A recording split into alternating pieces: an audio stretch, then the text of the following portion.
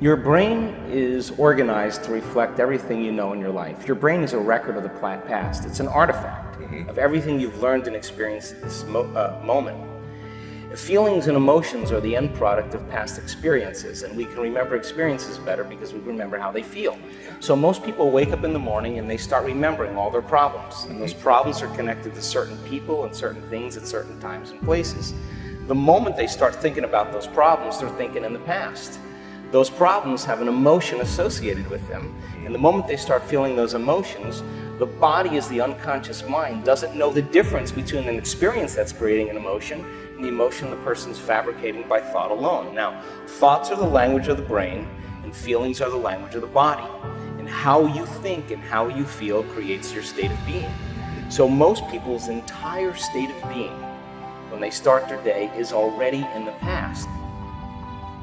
So you have a choice. The choice is, you're either defined by a vision of the future, or you're defined by the memories of the past.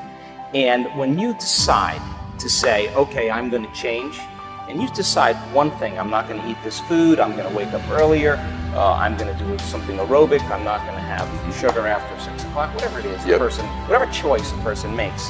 The moment you make a choice to do something differently, and the hardest part about change is not making the same choice as you did the day before, get ready, because it's going to feel uncomfortable. It's going to feel unfamiliar. There's going to be some uncertainty and unpredictability, and that's the moment the game is on.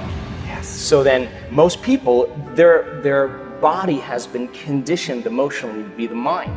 So now the body says, wow, I'd rather hang on to my guilt than take a chance and possibility. I'd rather live in fear than trust in the unknown. So once the person feels uncomfortable, the body goes, whoa, wait a second, we're out of the program here, and body starts influencing the mind. That's right. So it says, start tomorrow, you'll never change, you don't have the money to do this, you're not good enough, your mother told you were this, your father's fault, it's your ex's fault, you know, all of the voices that come up.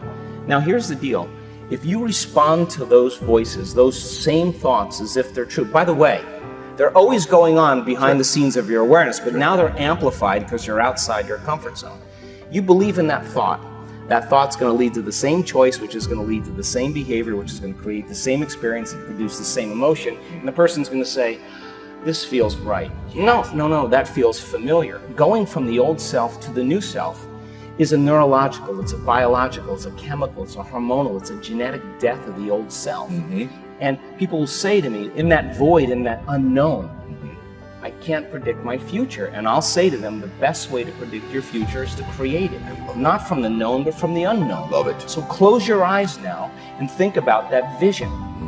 Once you start thinking about that vision of your future, you're activating the creative centers in your brain. And naturally, you begin to think about putting yourself in the scene. Yes. And the act of doing that, when you're truly passionate and truly present, the moment you're defined by that vision, when the thought in your mind becomes the experience, you begin to feel the emotion of the event before it's made manifest. Now, you're giving your body a sampling, a taste of the future. And now, if a thought and a feeling create a new state of being, you're combining a clear intention with an elevated emotion, and now you're beginning to change your biology, and you're seeing a whole new landscape that you could never see before, because you're no longer viewing your future through the lens of the past. I love it.